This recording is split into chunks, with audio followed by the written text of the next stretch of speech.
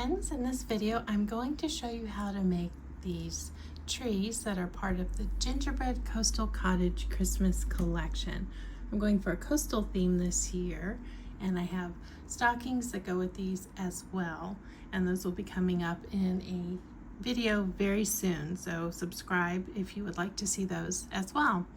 So if you look at this stitch, this is not for an absolute beginner. You should be very comfortable with tension to work this, and the stitch is a funny stitch. It has to be worked a certain way, and I'm going to show you all the little tricks I'm using to get this to come together. This is worked in one piece. The stitch naturally curls, and that's how we get these nice little tiered sections.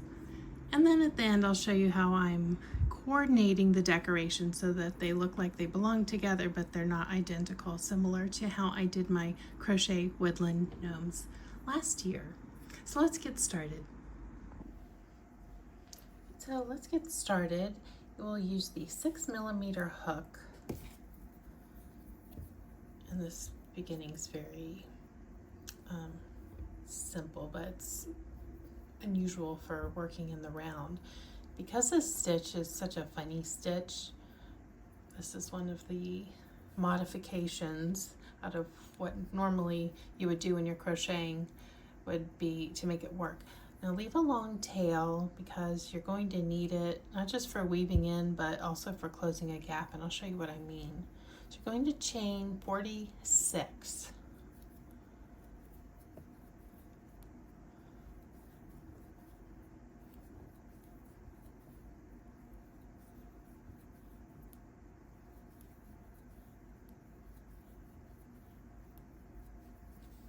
And once you do your 46, you'll chain one, turn, and work single crochet back across the row.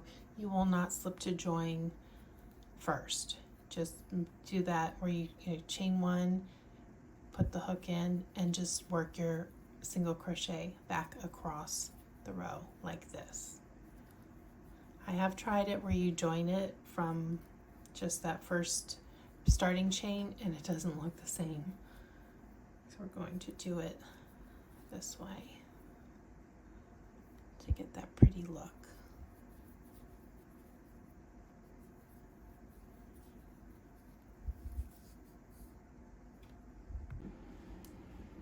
Alright, so I've worked my single crochet across the row, and now I need to connect the round.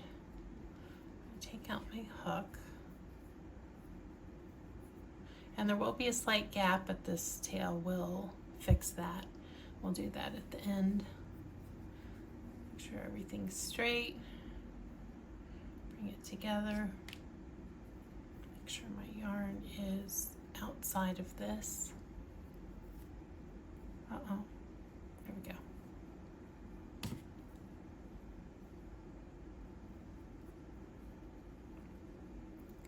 And slip the stitch. So I've got my turning chain stitch,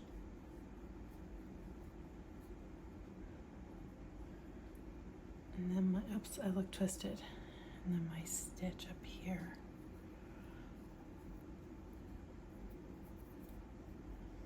So I'm going to slip through, and I'm not slip stitching any other rows, just this one to bring it together, and chain one. So this is the only time I'll be doing that slip stitch and chain one for this section of the tree. So see that gap there? This will be stitched in there to close that up, but also this will be the side that faces the wall, but I do want to keep it pretty. So now I'm going to start the stitch. So instead of working like this up and pulling yarn through, I'm going to go behind and push through, pull up high, and complete the stitch. You move in a little bit closer. This is a front post single crochet. Go into my next stitch, so it looks like you're going under the stitch, and then bring it back towards you, pushing forward the post. Pull up high and finish the stitch. forward, pull up high, and finish the stitch.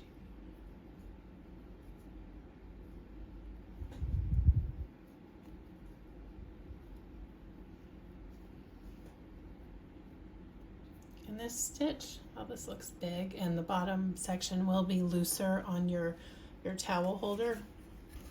That's a big gap, right? It will, it's going to constrict, but also the next sections will be shorter or more narrow. And it's not until we get to the top that it's actually going to be really snug up along here. And then it's all worked in one piece, so there's no stacking things together. I found that, I've tried this a few different ways, and I found that this way works best for the Christmas tree. And it also matches the stocking. That beautiful stitch of the gingerbread stocking. But it's a funny stitch, so I've had to work in some little tomfoolery to get them to come together, but that happens sometimes. All right, I'll be back with the next step. All right, I'm at the end of the first round. I want to make sure everything's straight. Take out my hook.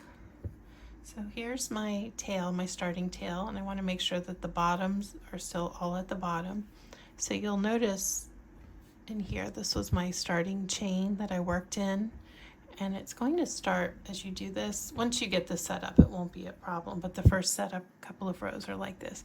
So now it's kind of pinching together because this thicker core in the back is pushing it. So you want to look for, see how it's bent? I'm going to be pulling up and working up here in these stitches. This is what gives it the natural curve here. I didn't do anything to this. This is naturally what it's going to do. But as you work past those, it'll be fine. And then leave the tail. I would suggest, you'll see the tail, you can weave it and it's going to close up this gap. But this lets me know where the start of the round is, because you won't be joining at the start of the round. Now I've got this inner section here, and then where do I put my hook? Let me go a little bit closer. Just keep looking for that first stitch, the next stitch to work into that's going to have a post to push forward. So over here, that is this stitch.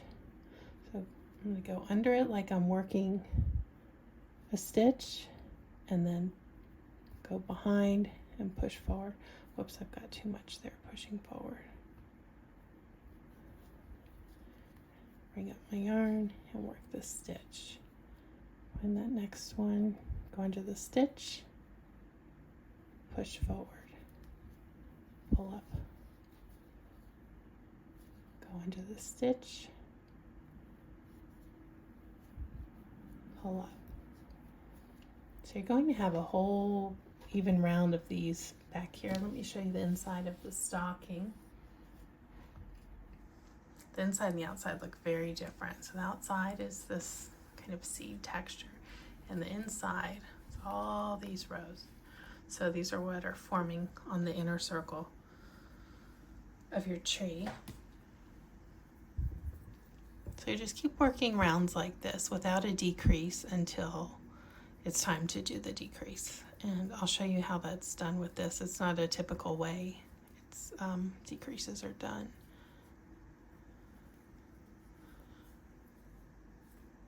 And you don't need to keep track necessarily of your rounds. You can go back and count them as you need them. It's easy to see where the stitches are. You can keep track if you like, but to have to stop every time and mark something, to me, is just a little tedious. If you like to do that, I have project trackers, regular print and large print for tired eyes. I use them when I'm designing and then when I'm working more complex things. This is the regular print, small projects, and you can put a note next to each round or row, colors of yarn and other notes. I've got medium-sized projects like for garments. And then a few big projects in the back for blankets. It's got 330 stitches. This is the regular print. The large print is really nice for tired eyes like mine, and I don't have great vision. I'm going to show you how to keep track of which row you're on. So the stitches are counted. Each one of these, let me zoom in here, these little slants, that is a round. So if you're not keeping track on a tracker, just count those. So let me get the blue one because I don't have it adorned. So on that first round, roll down flat and start counting. 1, 2, 3, 4, 5, 6, 7. So you'll see it's pretty easy to keep track of these. All right, so I'm going to keep working this and I'll come back when it's time to start working those decreases. All right, so I'm just now finishing round 10, and at the end of 10, I did slip the stitch to keep this next section straight, but slipping it before that would make this look a little less attractive. Let's just say it that way. So I will chain 1, and now I'm going to begin decreases. So you've got 45 stitches currently. We're going to reduce by 5. So work 8 stitches and then skip. And that way, it will keep the columns in line without the bunchiness of single crocheting 2 together. So we're just going to skip it. There's 3, 4, 5, 6, 7, 8. Skip. So I would be working this next. I'm just going to ignore it. Do 8 again and then skip. Again, you'll go from 45 stitches to 40 stitches.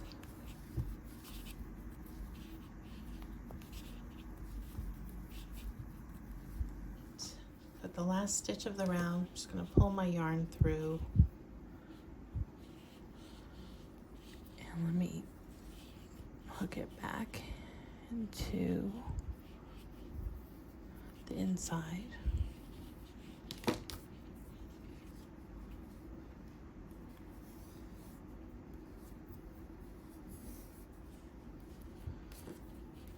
Now you're going to join, you do that with a slip knot.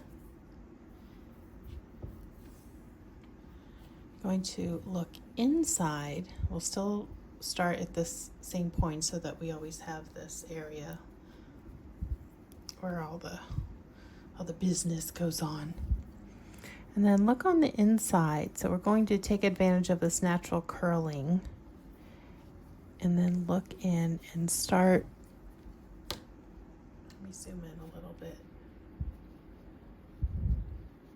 So you remember I pointed out that we have these rows in here, right?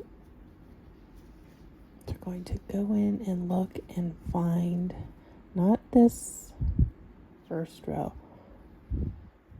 Is that even a first row? Let me turn this up.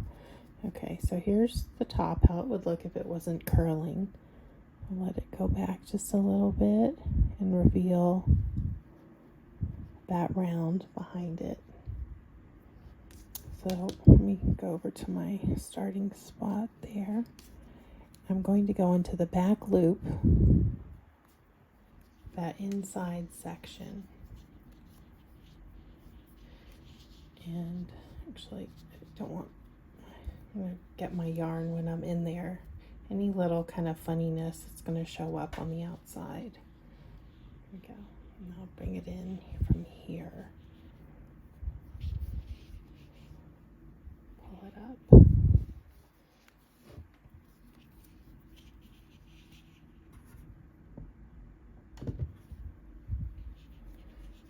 And I'm going going to just work set up single crochets in that back loop only.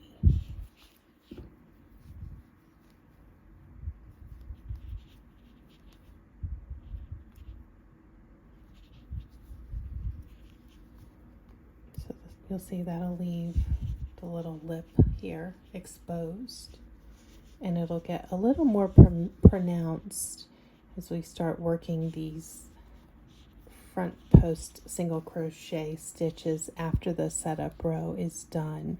Just be careful that it's always in the same stitch, like which back loop you're working in. They're going to look a little bit jammed together back here, but if it's not the same stitch, the little hangover is going to look uneven.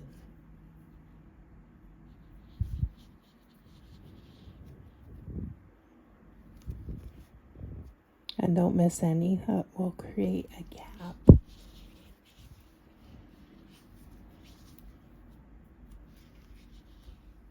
If you're still having trouble identifying where that V is that you're going to be working in, I'm going to go over this with you again.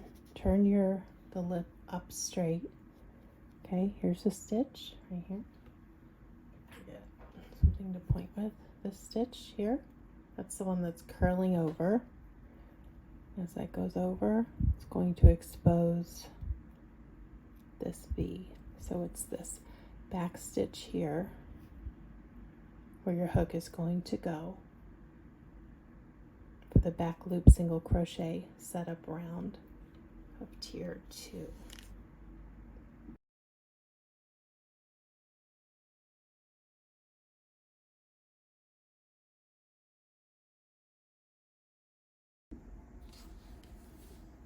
Right, so in the last tier, my second tier had the same, a similar decrease at that last row, and then this was worked the same as this, so I did not repeat filming that. But now that I'm at the top, the decreases become more aggressive to get to that point shape like I have on this one. So keep following the pattern, and as you get towards the top, you're going to change out from the 6mm and drop down to a 5mm to get the stitches just a little bit more tight and a little more delicate as they get towards the top. So I wove in this tail because it was making me crazy. And you see that went in pretty seamlessly. I did the bottom one, that was making me crazy too, but I left this out because I still want to know where that end of the round is. And you can see how I did the changing of the rounds, kept it to look pretty seamless. So my back, the back side of this isn't going to look terrible, but I will still have the spacing in the back. And I'm probably going to put some adornment on there. I got this set because it's got all of my gingerbread coastal cottage set colors in it, and I think it'll bring everything together nicely.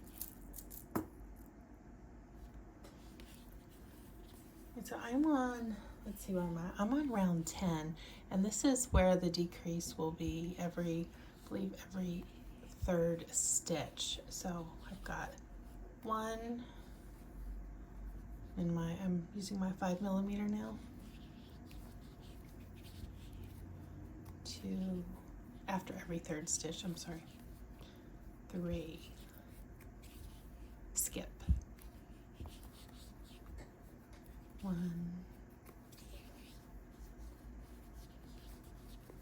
2, 3, and skip. So I'll just keep doing this, finish my round, and then do my last. I've got 3 or 4 more until I get to the end. And I'll have that point at the top.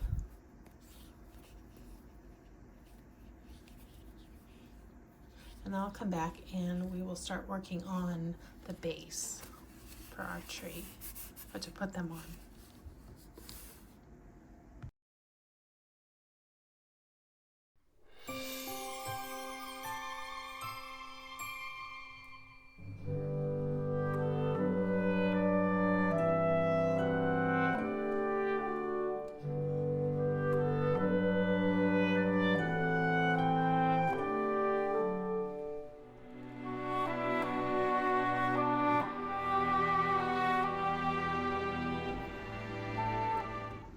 Alright, I'm going to start adorning this tree. This one I had full of polyfill because I want it to just sit flat. The others I'll put on these. And I haven't 100% figured that out. So I am using, you can use whatever you like, if you even want to do it at all. I'm using, these are check beads. Check seed beads. You see that? From Michaels. You want to make sure that these all have different size holes, so they don't all fit over the needle that I was using initially. Only some of them do, so you have to make sure when you test them, let me show you, that they go and fit down the needle. This needle's very tiny, and then my other one that looks small, it's not small enough. It looks, this is more of an average one, and the beads didn't fit over that, so I had to get a different one. All right, so I've got my thread. I'm using white because it'll be the most invisible. I think something like fishing wire, you can use that, but the sheen that it has, if the light catches it, you may not like the way that looks. That's up to you. So I'm going to have this anchor with a piece of yarn, because obviously the thread knotted will not stay through on the tree. So here at the end where I have it knotted together, I'm going to tie a piece of yarn on there. I'm going to knot it actually, just so that it won't easily pull through my stitches as I put my beads on. So this is an anchor.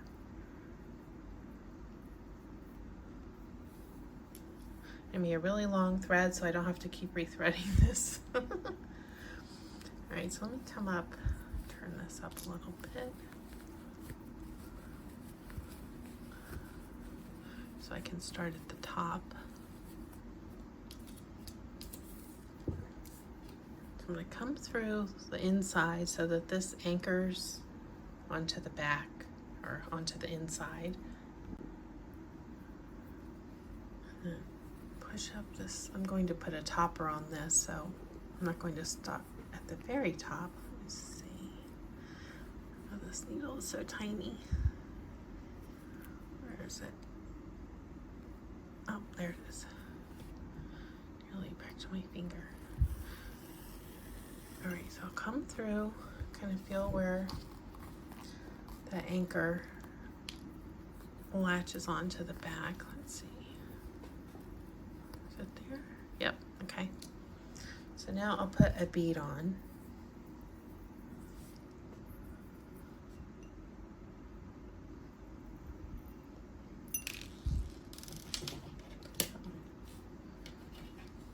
All right, I'll get that later. Let's try again.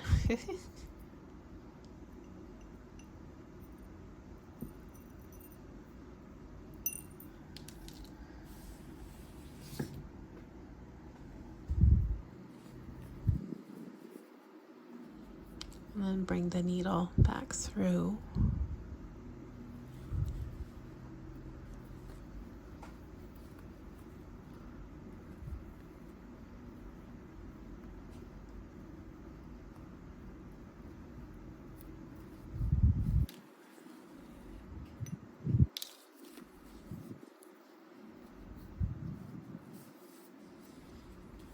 And then there it is.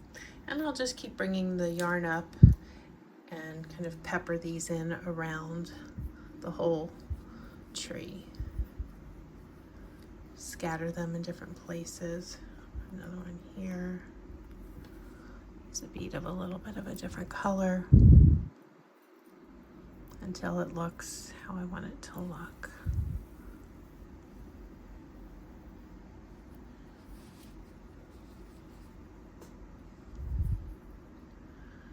Back in the same place. All right, so that's how I'm doing my beads.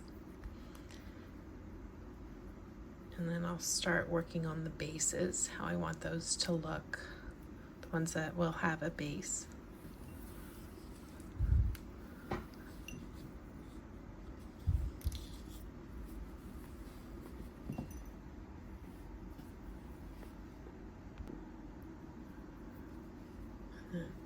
push up this. I'm going to put a topper on this, so I'm not going to stop at the very top. Let's see. Oh, this needle is so tiny. Where is it? Oh, there it is. Nearly back to my finger. All right, so I'll come through, kind of feel where that anchor latches onto the back. Let's see. Is it there? Yep, okay. So now I'll put a bead on.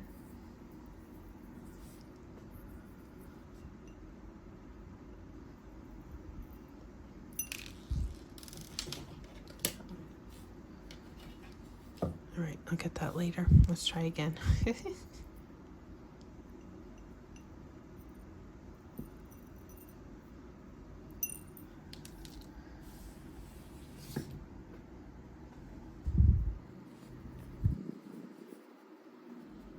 And then bring the needle back through.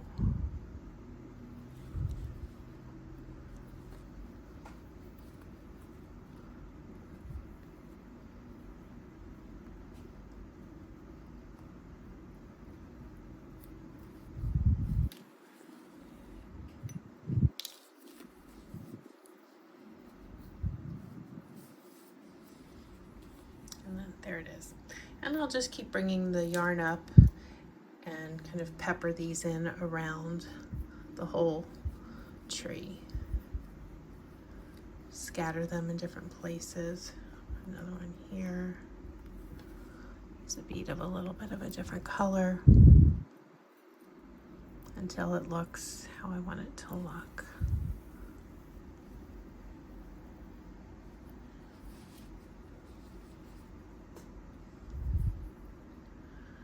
Back in the same place. All right, so that's how I'm doing my beads.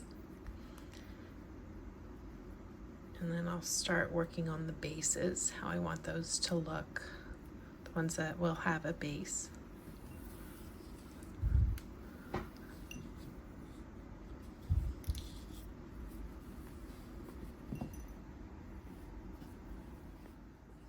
And I have a whole collection of things going on here to finish working on the last touches of my tree. So I've got the twine wrapped base that some of them will sit on. This one I'm going to leave flat. It's got the stuffing in it. And I put a little star on top. But I have some other ideas to top your tree as well if you're doing this beach theme.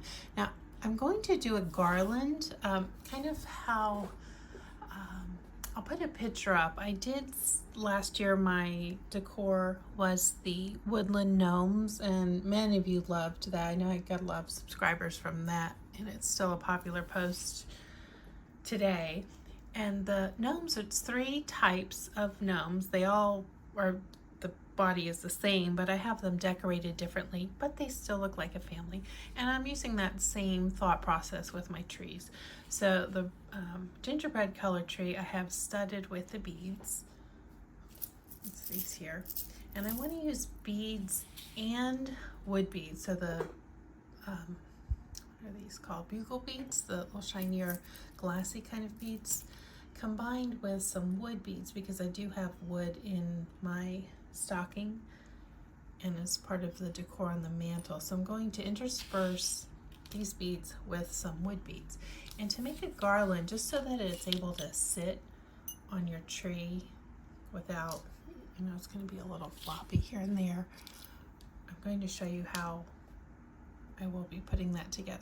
So I have some thread on my needle, and I've got an anchor bead here. If you look closely, I can get my camera to focus. The bead is tied with the string. So when I knotted it, I actually knotted the bead so the bead stays on the inside.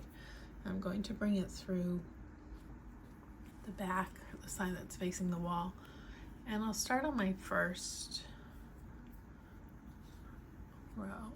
And I'll pull it up until I feel the tension of that bead.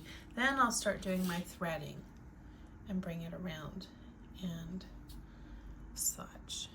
So I'll put on different sized smallish wood beads. You can find at the craft store. Got one there. Then I'll do a few of these. Try to get a good mix of colors. And all these are readily available at the craft store, beads and both wood and the glassy kind of beads. Let me work a little bit of this and I'll come back and show you how it's progressing.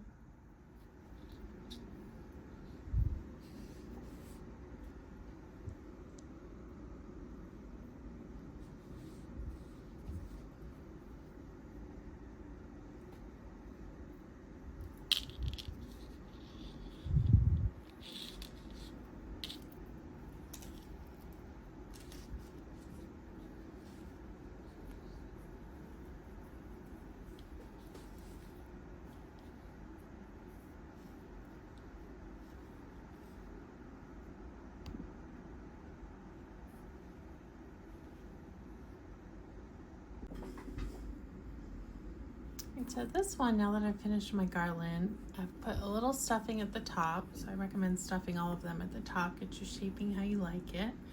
And I'm going to put some stacked beads as the star for this one. And to do that, I'm going to have a, this is a, the shish kebab skewers, and I have the bottom trimmed to the length where it'll work with the base. Get my stuffing in and kind of center where this goes. And then I'll do the rest of the stuffing. I just want to make sure that the stick stays kind of centered. Otherwise my tree will go a little crooked. I need to do a polyfill alternative video because I actually don't use polyfill very much. It irritates my eyes, and you might be a little surprised what free alternative I use. So check back for that when it comes. Although some of you will think I'm a genius and wonder why you haven't been doing it all along. But that's not for this video. Okay, so that's stuffed. Let me move my garland back. Bring this here. This will sit in the stand about yay high. And then I'm left with this much exposed. So I'm going to do a big bead.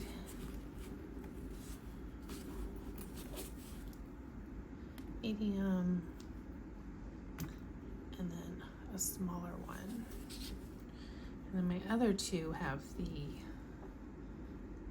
are paper stars. And I have a seashell tree. I will have a DIY video on how to make one of those, and you'll see that in the upcoming, I don't know, maybe next 2 or 3 weeks. This is a multi DIY item project, so I've got a few videos coming in case you want to recreate the whole set yourself. So that's how that will look. Looks like I have to mess with the polyfill a little bit more, but that's my topper for this one.